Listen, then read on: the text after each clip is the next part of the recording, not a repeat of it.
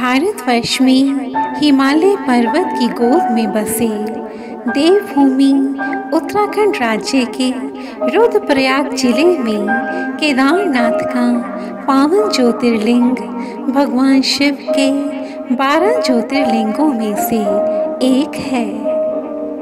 शिव पुराण के अनुसार जो मनुष्य भक्ति भाव से केदारनाथ ज्योतिर्लिंग का दर्शन तथा पूजन करता है उसके लिए स्वप्न में भी दुख दुर्लभ है।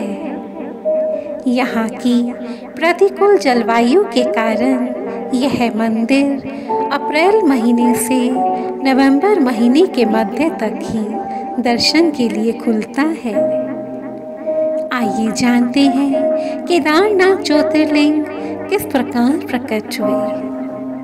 यह घटना महाभारत काल की है। जिस समय महाभारत युद्ध समाप्त हो चुका था तथा पांचों पांडव भगवान श्री कृष्ण के साथ युद्ध की समीक्षा कर रहे थे, तब भगवान कृष्ण ने पांडवों से कहा, युद्ध में भले ही जीत तुम्हारी हुई है, परंतु तुम लोग गुरु तथा अपने बंधु बांधवों को मारने के कारण पाप के भागी बन चुके हो। यह सुनकर पांडवों ने इस पाप से मुक्ति पाने का उपाय पूछा। तब वासुदेव कृष्ण ने कहा, इन पापों से केवल देवों के देव महादेव ही मुक्ति दिला सकते हैं। अतः तुम सब भगवान शिव की शरण में जाओ। जब भगवान शिव को ज्ञात हुआ कि पांडव उनके पास आ रहे हैं तो वह सतर्क हो गए।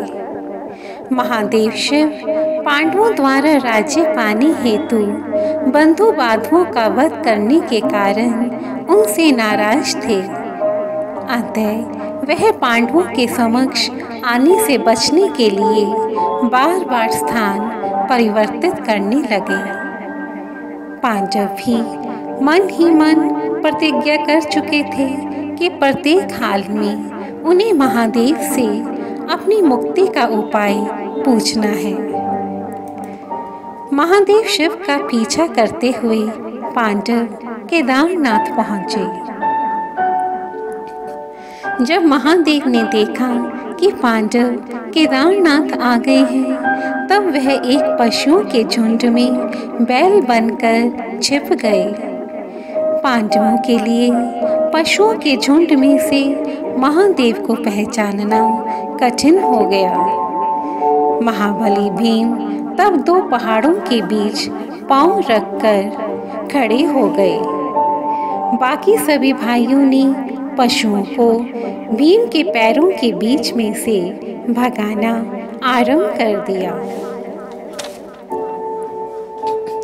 सभी पशु भीम के पैरों के नीचे से गुजरकर भाग गए, परंतु महादेव को पैरों के बीच में से निकलकर जाना अनुचित लगा तथा वह वहीं पर खड़े रह गए तथा पांडवों ने भगवान शिव को पहचान लिया।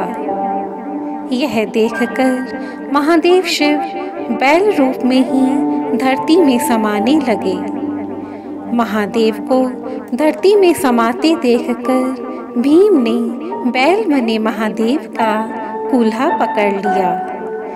तब महादेव को विवश होकर पांडवों के समक्ष प्रकट होना पड़ा तथा पांडवों की दृढ़ भक्ति तथा इच्छा शक्ति को देखते हुए उन्हें पाप से मुक्त भी करना पड़ा। आज भी इस घटना का प्रमाण केदारनाथ का शिवलिंग बैल के कूल्हे के रूप में उपस्थित है तथा इस प्रकार केदारनाथ में उस महान ज्योतिर्लिंग की स्थापना हुई। भगवान शिव जब बैल रूप में धरती में समा रहे थे, उस समय उनके सिर का भाग नेपाल में निकला, जिसकी पूजा पशुपतिनाथ के रूप में होती है।